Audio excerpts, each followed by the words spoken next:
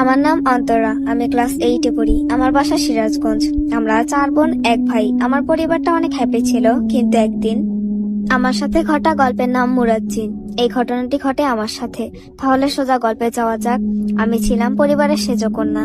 আমি সবার খুব আদরে ছিলাম। আমি নানি বাড়িতে যাওয়ার জন্য জেদ ধরি। গরমের জন্য স্কুল ছুটি দিয়েছিল। আমার মা রাজি ছিল, কিন্তু বাবা আমাকে যেতে দিতে রাজি ছিল না। আমি অনেক কান্না করার পর বাবা রাজি হয়। আমার নানু বাড়ি ছিল ময়মনসিংহ। ওইখানকার জায়গাটা বেশি একটা ভালো ছিল না। দিনটি ছিল মেঘলা, আর বারটি ছিল শনিবার। আমরা ভোরে নানু বাড়ির উদ্দেশ্যে রওনা দিই। আমাদের বাসা পৌঁছাতে সন্ধ্যা হয়ে যায়। নানু বাড়ির রাস্তাটা ছিল কাঁচা রাস্তা। ওইখানে যেতে আগে একটা জারুল গাছ পড়ে। আমি খুশিতে সবার আগে নানু বাড়ির দিকে দৌড় দেই। হঠাৎ আমার শরীর কেমন থমকে যায়। আমি আশেপাশে তাকিয়ে দেখি আমার পাশে কেউ নেই। আমি একা জারুল গাছের নিচে দাঁড়িয়ে আছি। আমি ভূত প্রেত এসব বিশ্বাস করতাম না। আমি সাহসী ছিলাম সবার থেকে। আমি ক্লান্ত থাকার কারণে ওইখানে জ্ঞান হারিয়ে ফেলি। আমার যখন জ্ঞান ফিরে, তখন আমি শুনি শরীরে লোম খাড়া হয়ে যায়। আমার নানু আমাকে বলছে, তুমি পুকুর পাড়ে একা একা কি করছিলে নানু ভাই? আমি ওইখানে বলার মতো ভাষা হারিয়ে ফেলেছিলাম।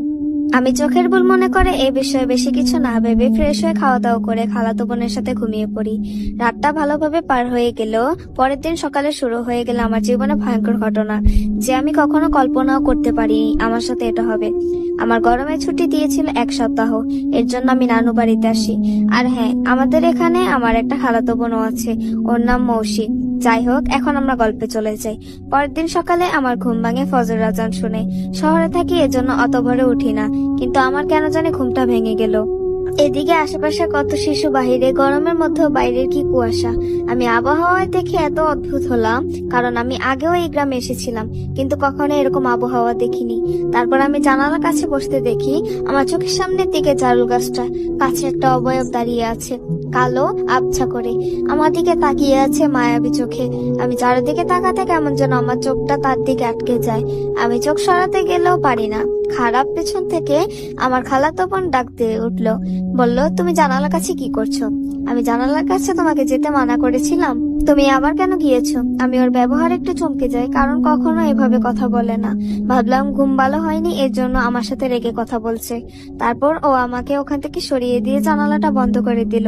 তারপর আস্তে আস্তে যখন ভোর 6টা হলো, সবাই ঘুম থেকে আস্তে আস্তে উঠে পড়লো। বাইরে পাখির আওয়াজ শোনা যাচ্ছে।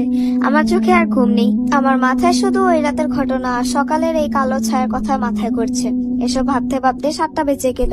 আমি বাইরে উঠে গেলাম। দেখি বাড়ির উঠানে সবাই ঘুম থেকে উঠে গেছে। আম্মু, নানি, বাসার সবাই বসে একসাথে আড্ডা দিচ্ছে বসে বসে।